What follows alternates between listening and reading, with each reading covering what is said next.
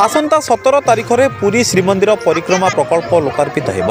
एने जाजपुर जिला धर्मशाला ब्लॉक विभिन्न पंचायत परिक्रमा करिब श्रीमंदिर परिक्रमा प्रकल्प रथ। एक क्रम में आज धर्मशाला ब्लॉक गंगाधरपुर पंचायत अनंत गोपाल मंदिर परिसर रथर शुभारंभ होइछि। महिला माने गाँ रास्तार झोटी चिता पकाई कलश बसाई देखा मिली। एसत हाथ में अरुआ चाउल गुआ अर्पण करते। धर्मशाला विडीओ देवेंद्र प्रसाद बल संयोजन अनुष्ठित कार्यक्रम में लोकप्रतिनिधि सामिल होती। आज आसंता 15 तारिख पर्यंत ब्लॉकर 45 गोटी पंचायत में यह रथ परिक्रमा कर प्रत्येक घर अरुआ चाउल एवं गुआ संग्रह करा सहित जगन्नाथ संस्कृतिर प्रचार प्रसार करा बोली सूचना मिली।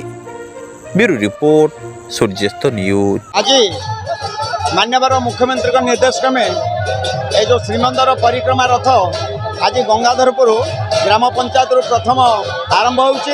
ए आरंभर महल बहुत खुशी सहित बर्तमान आरंभ चली।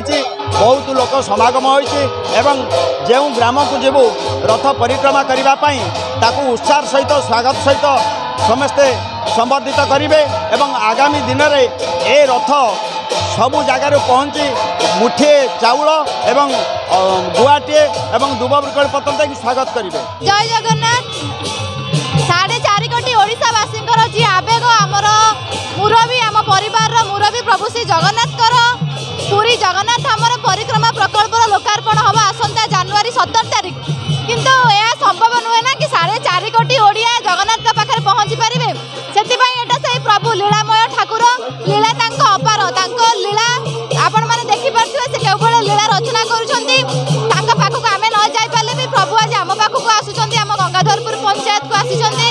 प्रत्येक घर आम माँ मैंने गुआ आ चाउल देदेवे आम मैंने खूब उत्साहित अच्छु कारण आमर से मुठे चाउल आम प्रभु जगन्नाथ को धाम रोषई हम आ सारा ओडिशावासी खाईपारे। तो या बड़ खुशीर कथा आम कौन हो पारे।